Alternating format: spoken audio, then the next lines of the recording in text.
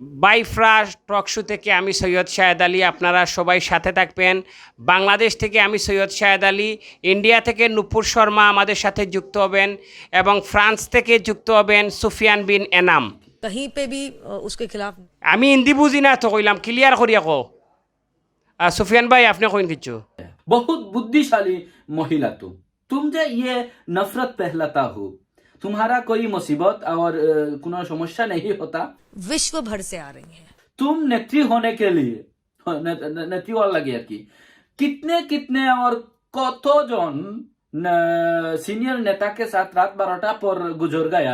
70,000 plus 70,000 समझ गया जे तुम अत्यंत शक्तिशाली महिला हो। ये 70,000 खुद भारत के आदमी या अन्य देश में आता है, विश्व भर से आ रही हैं। फुल विश्व में आएगा। তুমি পালাইবার কোনো পথ পাইতে নাই গো শোনা। আমরার এক বই নিয়ে কইসইন আর আমরার এক বাবিয়ে কইসইন, যদি তোমারে আতর খান্দাত পাইতাম তে চুলো দরি ফুলর ফাঁক লইতাম। তোমার চুলুল চিরি ফেলাই দিলানে বাংলাদেশের বেটিনতে যদি তোমারে পাইতা। আর সিলেটের বেটিনতে পাইলে তো তোমার একবারে মানে অন্য টুকর দেওয়ার পরে গালুল চিরিয়া চুলুল চিরিয়া তোমারে মানে তুমি আর ফিরত যাইতে পারলা না ঠিক মতো। তোমার মায়ে তোমার সেরা চিনলা না নে। সুফিয়ান ভাই কিচ্ছু কই না আপনি। खुद भारत के आदमी देता है या बांग्लादेश के आदमी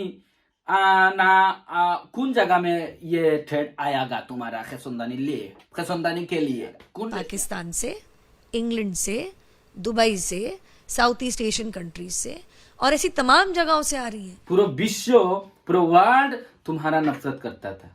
मन खेसुंदानी देने के लिए प्रस्तुत होगा सब। এখনো সময় আছে বিশ্বের মুসলমানের কাছে সামাজিক যোগাযোগ মাধ্যমে ফেসবুকে, ইউটিউবে, ইনস্টাগ্রামে, টুইটারে যে কোনো মাধ্যমে আইয়া সবর কাছে মাফ চাইলেন সমাধান হয়ে যাব।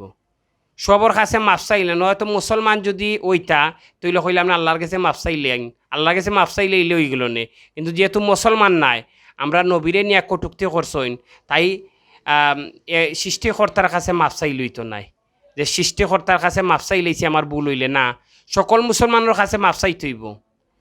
সুপ্রিয় দর্শক, বাইফ্রা টক শো থেকে আমি সৈয়দ শাহেদ আলী এতক্ষণ আপনাদেরকে সামান্য বিনোদন দেওয়ার জন্য এবং এই বিনোদনের মধ্য দিয়ে আমরা আমাদের বিশ্বনবীকে যে কটূক্তি করেছে তাকে হয়তো আমি আমার ভাষায় বুঝিয়ে দিলাম। যদি কোনো ভুলভ্রান্তি হয় তাহলে অবশ্যই ক্ষমা সুন্দর দৃষ্টিতে দেখবেন এবং ভিডিওটি আপনাদের কাছে